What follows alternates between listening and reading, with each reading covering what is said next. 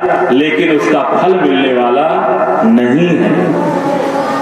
जैसे किसान खूब मेहनत करे, 4 महीना खेत को खूब जोते, लेकिन बीज खराब हो तो फसल पैदा ना हो तो क्या हुआ?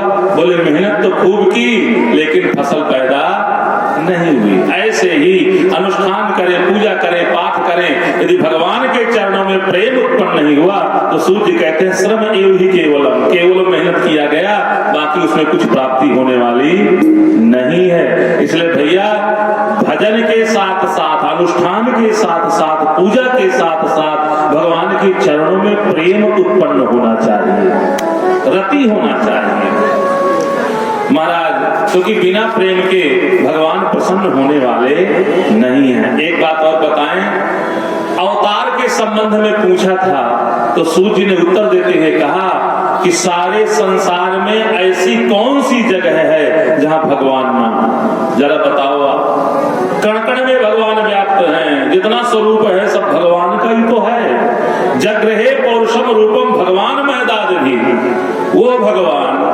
मानव को मानव बनाने के लिए अवतार लेकर के आते हैं। लोक शिक्षा लिखा भागवत जी में, संसार को शिक्षा देने के लिए भगवान मानव बनकर के अवतार लेकर के आते कि हे मानव, तू मानव बना रहे, दानव मत बन। इसलिए भगवान मानव बनकर के आते हैं। उन भगवान के मुख्यतः 24 अवतार है। कितने अवतार है? 24।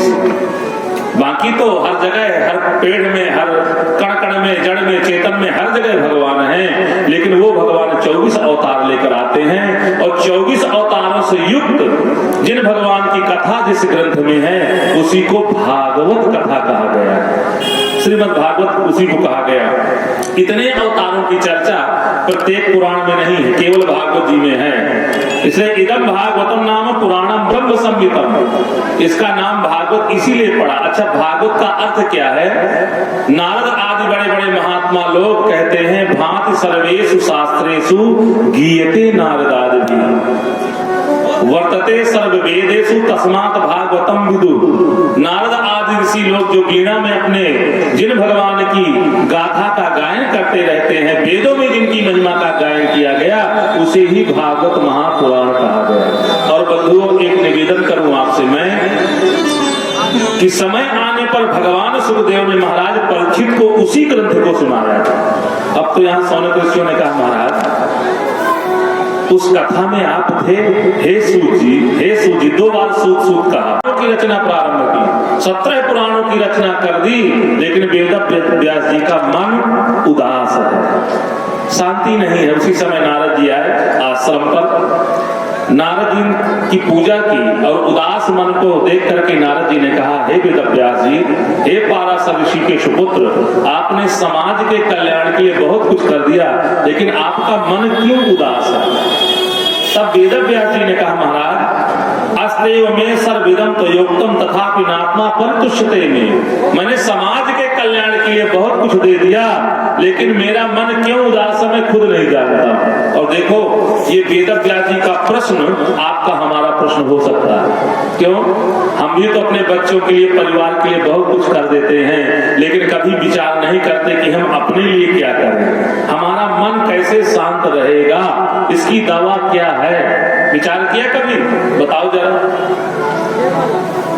हमारा मन कहां शांति प्राप्त करेगा, इसका विचार हम लोग कभी नहीं करते।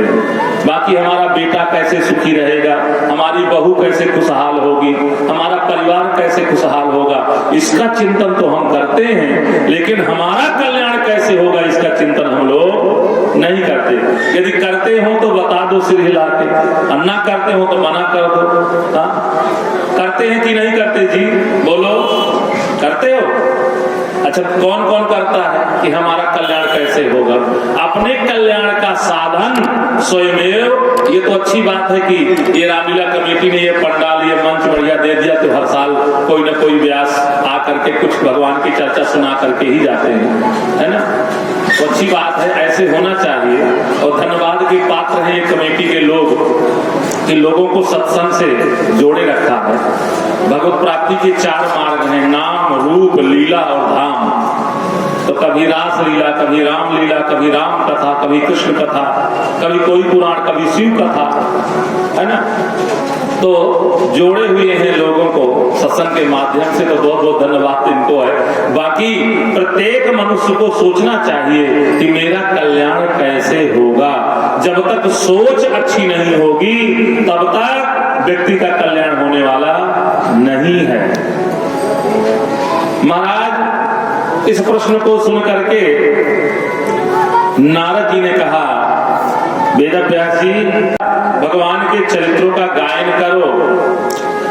पहले ही बालकांड में लिखते हैं, यह चरित जगावही हरिपद पावही तेन परहि भाव कोपा। यह चरित जगावही हरिपद पावही तेन परहि भाव कोपा। यह चरित जगावही हरिपद पावही तेन परहि भाव कोपा। जो भगवान के चरित्रों का गायन करते हैं वो संसार रूपी कुएं में नहीं गिरते, है ना। इसलिए भव सागर चाहे पार जो पावा, राम कथा ताकर दृढ़ नावा। संसार रूपी सागर पार जाना चाहते हो तो भगवान के चरित्रों का गायन तो करना ही पड़ेगा जी। बिल्कुल गाइए, जितना हो सके उतना गाते रहिए। महाराज नारद जी कहते हैं, तभी से मैं भगवान के चरित्रों का गायन करता रहता हूं। चतुश्लोकी भागवत का ज्ञान वेदव्यास जी को कराया। महाराज यस्यामि श्रूयमाणायाम कृष्णे परम पुरुषे भक्तिरुत्पदे पुंसः शोक मोह भयापहा। उन चरित्रों को सुन करके शोक मोह और भय ये तीनों नष्ट हो जाते हैं। भगवान की भक्ति हृदय में विराजमान हो जाती है। इसलिए भैया भगवान के चरित्रों का गायन जरूर किया करें, समय निकाल करके जितना हो सके। ज्यादा कुछ नहीं, ठाकुर द्वारा तो घर में बना ही रखा होगा पूजा पाठ का, तो बैठ करके बस भगवान की दिव्य झांकी को निहारते रहिए और भगवान के नामों को ही गाते रहिए। भले कुछ आए या ना आए, जिन भगवान की जिन इष्ट का आपने मंदिर बना रखा है उन्हीं इष्ट का नाम ले करके नाम ले करके बड़े प्यार से संसार भूल जाए। उस समय इतना आपका मन स्थिर हो जाए कि संसार की बातें ध्यान ना रहे। संसार ध्यान नहीं होना चाहिए, संसार पति ध्यान में आना चाहिए। महाराज भागवत जी प्रारंभ कहां से है? आइए अब परीक्षित जी महाराज के हम उत्तम कुल की वंश परंपरा को यहाँ सुनते हैं। भागवत जी प्रारंभ कहां से है? जहां से महाभारत समाप्त है। महाभारत समाप्ति की ओर है। कुरुक्षेत्र में कौरव हार गए हैं, पांडव विजयी हुए हैं। महाराज भीमसेन की गदा से दुर्योधन की जांघ टूट चुकी थी, समांगण में घायल। प्रारंभ भगवान से, समापन भगवान से। महाराज भगवान रुक गए हैं। अब क्यों रुके ये भगवान ही जानते हैं। अर्जुन ने सोचा मेरे सखा है इसलिए रुके, युधिष्ठिर सोचते हैं मुझसे छोटे इसलिए रुके, कुंती सोचती है मेरे भतीजे इसलिए रुके, द्रौपदी सोचती है मेरे भाई हैं, सुभद्रा सोचती है मेरे भाई हैं इसलिए रुके। लेकिन भगवान क्यों रुके?